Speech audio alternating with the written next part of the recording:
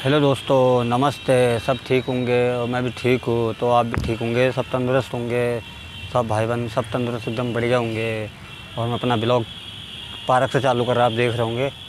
तो दिन की 2:30 बज चुकी है, तो मैं अपने अपने गाँव की ओर ले जाता हूँ। अपने अपने बारे में मैंने जो बताया था आपको, तो आपको पता नहीं होगा। तो जैसे जैसे मेरे घर पे जैसे जैसे परेशानी है, वैसे वैसे मैं आपको, जब मैं गाँव जाऊँगा तो मैं आपको गाँव की पूरी वो बताऊँगा, फैमिली से लेके और मकान से लेके, भाई से लेके सब बताऊँगा मैं, ताई से लेके जो जो जितने जितने मेंबर हैं मैं सबके वो ब्लॉग बना के बताऊँगा आपको, वीडियो बना के बताऊँगा।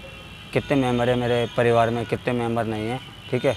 तो मैं आपको इस ब्लॉग में बताऊँगा कितने मेंबर बाहर रहते हैं, कितने मेंबर घर पे रहते हैं, मैं सारों को बता दूँगा आपको ब्लॉग में।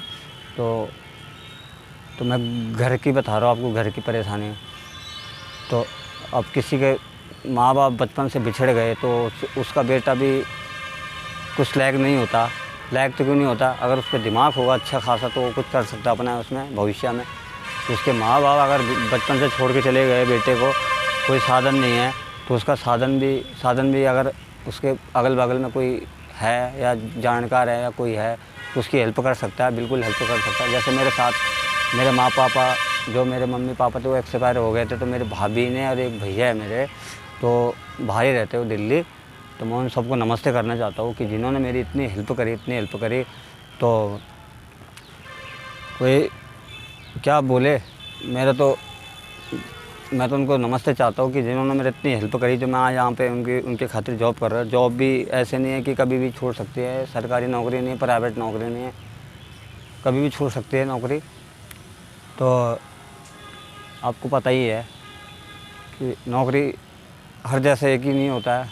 अब सरकारी नौकरी तो बढ़िया होती है। अब न जाने, अब जो मेरे गांव में दोस्त थे, कोई आर्मी में भर्ती हो रखा, कोई कैसे भर्ती हो रखा है।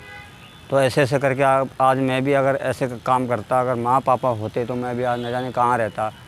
तो अपने अपने अपना अपना वो होता, सपोर्ट होता है सबका। तो जैसे मेरे साथ तो किसी ने सपोर्ट किया नहीं, भाभी ने भैया ने किया।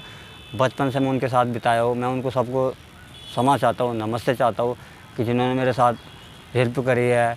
मैं उनको ढेर सारा प्यार देता हूँ। सब जितने मेरे मेंबर है घर पे, घर की तो बात क्या करनी है, मेरी भाभी है, जो भैया है मेरे, जो मेरे को अपने बेटे समझ के, मतलब इन्होंने मेरे साथ इतनी हेल्प करी, इतना मेरे साथ किसी ने भी नहीं करी है।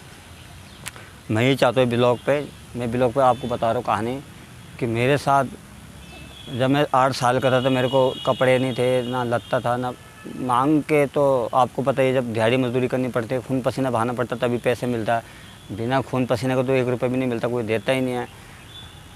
तो वही है बात, किसी का माँ पापा अगर बचपन से बिछड़ जाए तो उसका कोई इलाज नहीं है, ना कोई सोल्यूशन नहीं है। बस दिहाड़ी मजदूरी करो, बस अपना पेट पालने के लिए हर कोई कर रहा है आजकल में। जो डॉगी है, हर कोई है, वो भी अगर भूखेगा तो उसको 2 रोटी मिलेगी, अगर नहीं भूखेगा, उसकी तबीयत ख़राब हो जाती है तो बोलता है अरे यार ऐसे ही है, चलो छोड़ो, क्या देना उसको खाना।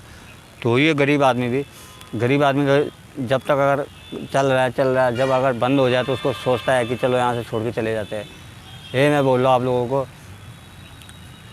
तो ऐसा नहीं करने से, जैसे मतलब चाहे मैं हूँ, चाहे कोई है, गरीब हो चाहे, तो इसी ब्लॉग में ऐसे करना चाहता हूँ कि जब मैं गाँव जाऊँगा तो मैं पक्का आपको गाँव की 100% गाँव की पूरा व्यू दिखाऊँगा, घर दिखाऊँगा, भाभी दिखाऊँगा, भैया दिखाऊँगा, जिसकी तबीयत ख़राब है, और अपनी ताई दिखाऊँगा। ताई की तो उम्र ज़्यादा हो गई है, 60 से ऊपर ही हो गई है।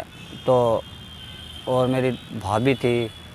तो घर लोग तो आपको पता है कोई मानता